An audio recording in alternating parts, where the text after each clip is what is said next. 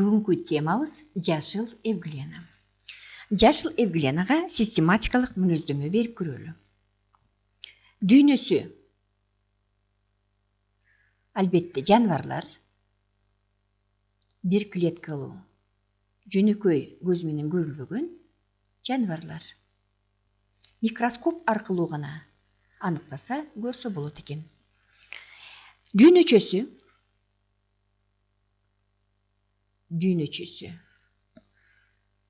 бир клеткалуулар,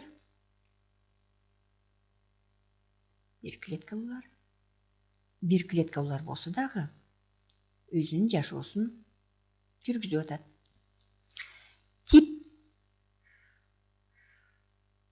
Тип шапалактуулар. Эмне үчүн шапалактуулар? Себеби ар бир жаныбарында асты жагында ундай шапалагы жайгашкан. Мынакей шапалагын көрүп атасыңар.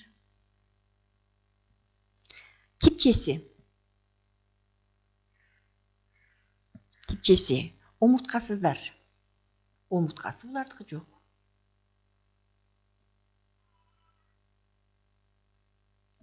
Андан кийин классы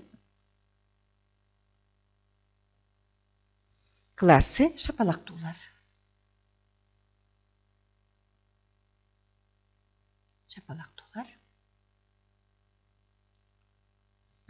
Түрү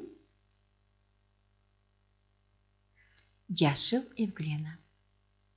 Эмне үчүн жашыл эвглена? Биз аны азыр аныктайбыз. Сүрөткө көңүл бурсаңар, бул жаныбарда 20га жакын мындай өсүмдөрдө болгон мындай өзүнчө пластидалар бар экен. Хлоропласттар. Ошондуктан буларды жашыл эвглена дейбиз. Силерге суроо пайда болду. Эмне үчүн өсүмдөрдүкүндөй мунун хлоропласттары бар деп. Себеби булар эволюция негизинде ушинтип тамактанууга ыңгайланышкан. Мына хлоропласттарын көрүп атасыңар. Хлоропласттар жашыл пластидалар 20га жакын. Эми суроо пайда болот. Булар көппү же азбы? Албетте 8000 түрү бар экен. Албетте көп. Биз бир эле түрүнүн мисалын көрүп атабыз. Ошондон ичинде 700 балдар мите башка жаныбарлар аркылуу азыктанат. Ушуну билип алгыла. Эми түзүлүшүнө көңүл буралы. Буреке органын билип алдыңар, шапалагын билип алыңар. Суроо пайда болду. Эмне кызмат аткарат? Бул сезүү орган. Сезүү жана кыймыл аракетти аткарган орган. Мынакей шапалагы. Суроо пайда болду. Могу кызыл эмне экен деп? Бул көзчөсү. Көзчө аркылуу ушу жарыкты аныктайт, жарык ачылат. Андан тышкары көп хлоропласттар барын буга токтолуп кеткенбиз. Кыскартылуучу вакуолумна. Буга ашык суулар, ашык тамактардын баары, иштелбеген тамак аштын баары организмден чыгып турат. Мынакей. Эми ядросу, албетте ядросу бар. Бул бөлүнүүдө чоң ролду ойнойт. Андан тышкары дагы эмнеси бар экен? Бул клетканын чыйылгабыгы. Организмге форма берип, андан тышкары коргоп турат. Чыйылгабыгы. Ушундай бир клеткалуу микроскоп аркылуу көрүнүшү ушундай табышмактуу жашыл эвглена. Шапалакчалары бир эле болобу деген суроо пайда болду. Кээ бир жаныбарларда шапалакчалардын саны 1ден 8ге чейин болот. Кээ бир түрлөрдө. Эми денеси узунча келет. Ийик жана шар сымал болот. Анан ийилгич келет. Азыктануусу 2 жол менен жүрөт. Белгилеп алалы, азыктануусу. Эмне менен азыктанат экен? Биринчи жол өсүмдөрдөй болуп.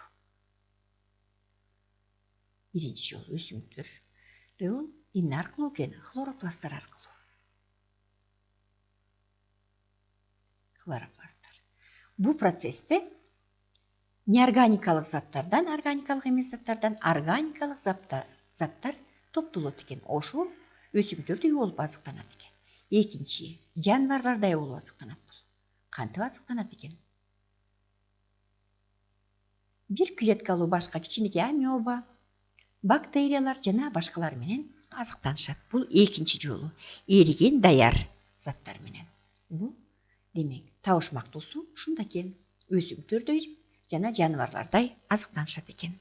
Кайда жашайт деген суроо пайда болот. Жашоосу. Албетте булар биринчи сууда. Ал тузсуз болуш керек. Топуракта жашайт кээ бир түрлөрү. Үчүнчүсү мителик. Белгилеп кеткендей 700 түр митеде деген организмдердин же жаныбарлардын ичинде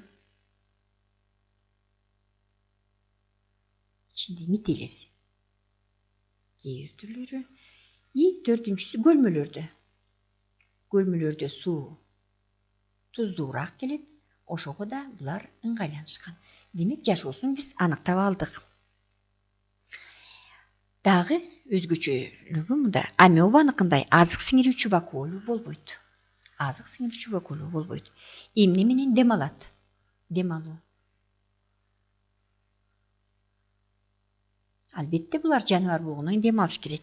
Сууда эриген, суудагы эриген кычкылтек менен дем алат. Топуракта жашагандары абадагы кычкылтек менен дем алат. Көбөйүүсү жыныссыз жол. Мына сүрөттө көрүп атасыңар. Кадимкидей эле мынакей жашыл эвглена ядросу жайгашкан. Мынакей көк түс менен. Кадимкидей эле эне эвглена мынакей даярдана баштайт. Бир шапалактын ордуна 2 шапалак пайда болот. Көзчөсү мынакей. Алда 2 көзчө пайда болот.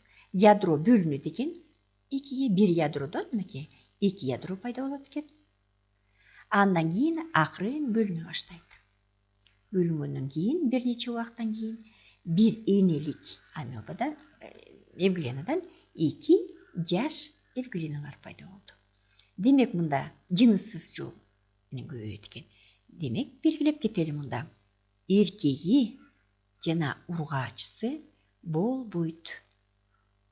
Жөнөкөй жол менен көбөйөт экен. Бир эвгленадан 2 эвглена пайда болот экен. Бул бөлүнүүсү. Бул жашыл эвглена мурдагыда белгилеп кеткендей бир клеткалуу жаныбар. Бирок карап көргүлөчү баардык органдары бар экен. Көзчөсү, шапалакчасы, кыскартуучу вакуолу мынакей турат. Эң негизги ядросу бар экен. Ушул органдар аркылуу бул жашайт экен. Бир организмде.